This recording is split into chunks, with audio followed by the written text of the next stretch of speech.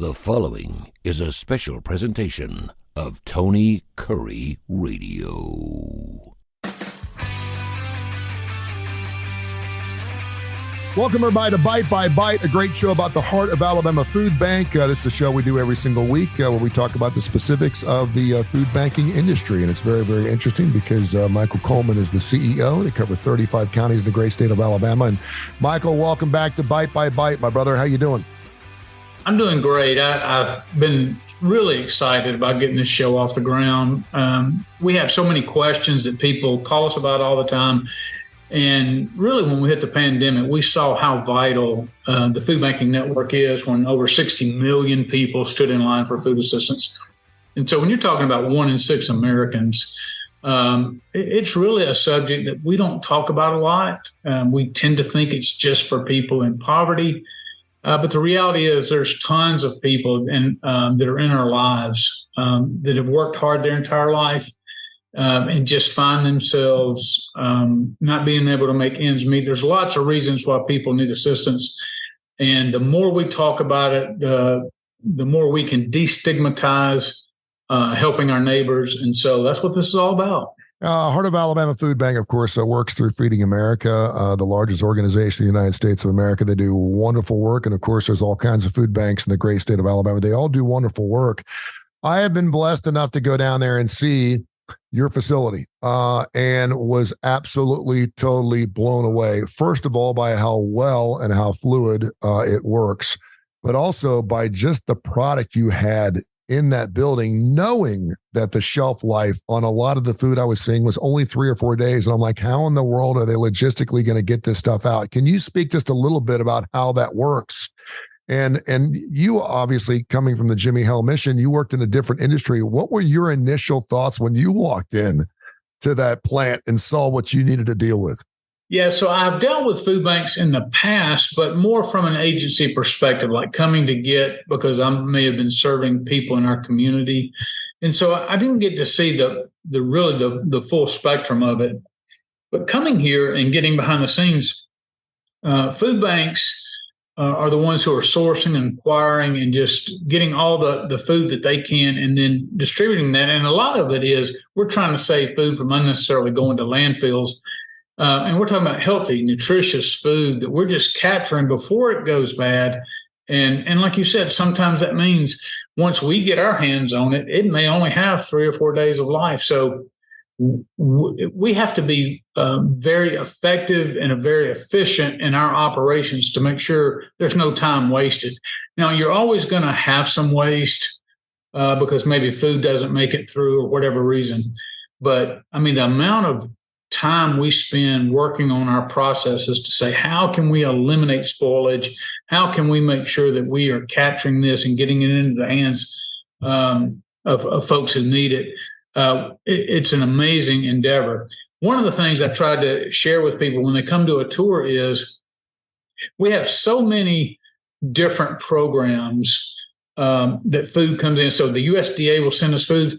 Well, when that food comes in, we have to distribute it in a special way. And I won't get into all the boring regulations of it, but we have to distribute that. We'll get a can of green beans donated or a case of green beans donated that's identical to what we got from USDA, but it has a completely different set of rules for distribution as to who we can distribute it to, under what conditions, and how then the agencies give it to the individual.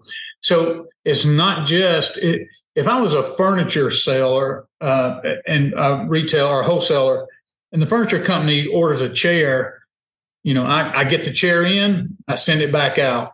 But now we get food in, and sometimes, guess what? We can't redistribute it in the same box that it came in because it's not in the right amount or not in the right shape. So lots of times we get stuff and have to rebox it to then get it into our system. So there's so many moving pieces, and we have like I said, a time limit, especially with our produce and meat and all those kind of things, and our dairy.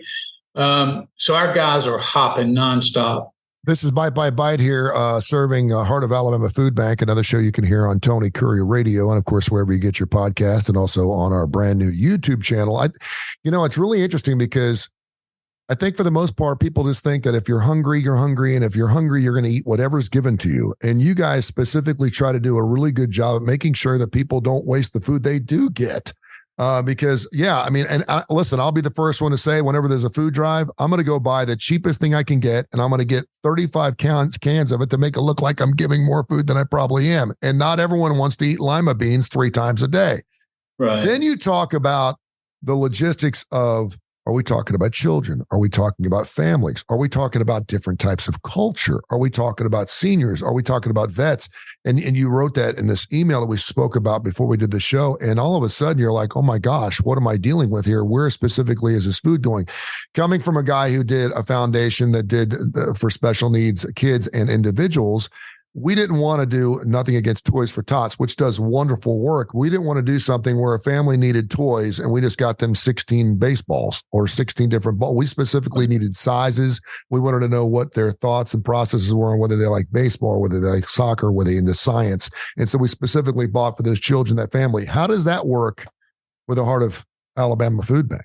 Yeah. So it's just, to me, it's just like a business. You have to understand who your customer is and have your customer in mind. So one of the things when I got here, I noticed that we had what was called a senior supplement program. And so it wasn't designed to give seniors all the food that they could handle, but it's a substantial amount of food, about 45 pounds of food a month. And it's to supplement what they have, because that's really the problem with seniors. If you get Social Security or, you're on a fixed income, and lots of times, and then when the inflationary pressures come, and the bottom line is you just can't make ends meet. So you have to make some tough decisions. Do I give up my medicine? Am I able to keep the air conditioner on? And when you're in places like Alabama, the humidity, you've got to have heat. You've got to have cool. And then in the wintertime, you've got to have heat. So you're having real life decisions that are having to be made. Well, when I saw that what we were given, I had found out that our senior supplement box had really depleted, or the people who were participating in it. And I thought, well, I don't think the demand's going. Why is our demand for our boxes going down? Because I don't think hunger is being resolved. And what had happened is just over time, you take your eye off the prize a little bit. And what we were able to distribute was not enough. It was things that were going to have to make seniors stand on their feet and cook. And so you think about, you could give them a pack of dried beans and you put it up there on the stove and they have to cook it for an hour or two. But then you're thinking about a senior who may not be able to stand, who may not be able to even cook anymore, who may not be able to be around fire. That's not a good thing. So we've kind of gone and said, you know what, we need easy opening packages, easy tear packages. So they need protein, but I don't want to give them, a huge frozen ham that they have to cook. It's one person in the house.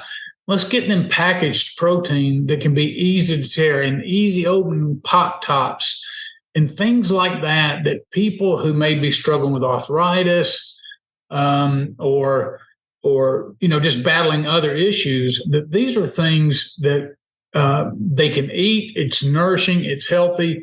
It's not so much they can't, where they'll have to throw it away, because you can give them a big ham. If it's one person that's going to their house, they can eat on it a few days and then it's got to go in the dumpster. There's no way that, older people. So the bottom line is you just have to start from the beginning to end and go, who's my audience? What is it we're trying to address? How do we best address it? Not what's easiest for us, but what is the best for them? And so we try to always move in that direction. Now, sometimes we can't always get the products that we want. We can't always get it as easy as we want. But I think the expectation that we place upon ourselves is, look, we're going to be fighting to understand, so that when they get that box, it's a burden lifted from them. And it's not just a thoughtless, here, take what you get and do the best you can with it. Have dealt with Meals on Wheels, and I did this for my father, and a lot of people are like, your dad's on Meals for Wheels? Wow, is he really hurting? I'm like, no, he's not really hurting. And I was paying for the service every single month, but I did it for 2 reasons. First of all, I knew that he was eating Wendy's 4 times a day, which was not good for him. And I knew he was going to be getting, his serving of bread and his fruit and everything else. But the other thing I thought was great about that service was someone was going by his house 2 or 3 days a week to knock on the door to make sure he was okay. And he's a widower, and he really appreciated the opportunity to have somebody sometimes needed. Sometimes that person human interaction is part of it. And it's the idea. I mean, one of the things my mother did, I could point to so many wonderful things about my mother and things that she taught me. She took me to a nursing home one time, and, nursing homes lots of times have really bad smells, and you're you're like, this is not somewhere I just want to naturally hang out. But she would take me in there to people who maybe were being cared for the best they could. I don't know. But she talked about the importance of human touch. And she would touch their arm, and she would touch their hands, and she would stroke their face. And you could see people come alive at that. And what that taught me is that some of the simple things in life can be life altering to those that seem so simple to us, but are world changers for those that we're serving. And so that's, again, when I look at the food, now I can't visit everybody personally who needs food, unfortunately. But what I can know is I'm sending them a box that when they look at it, they don't sigh because, oh, you've sent me a lot of problems. No, you've sent me a lot of variety of nourishing food that I can handle. And now the next month of my life is going to be better because the food bank is here. And isn't it interesting that when we get depressed or we get down or we get out a little bit, what do? We go to our favorite comfort food. And you're talking about just the comfort of another human being there. That's right. The service of that food is very, very important. Michael Coleman, Bite by Bite right here, Heart of Alabama Food Bank. Tell everyone how they can help you out. And of course, we'll continue to do this show. You can see us on our YouTube channel, not to mention, of course, heard on TKR Radio and wherever you get your favorite podcast. Yeah, we're going to please join us at HAFB, Heart of Alabama Food Bank .org. And if you're locally in this area, we'd love for you to get involved with what we're doing. If you want to financially support us, we always need that because we do have to buy special items for seniors and for children, and we want to do that. Hey, come and get involved with us. But again, get involved with people in your community. Food banking is vital. So many people depend on us. And we need everybody involved in this fight, so thanks. This has been a special presentation of Tony Curre Radio.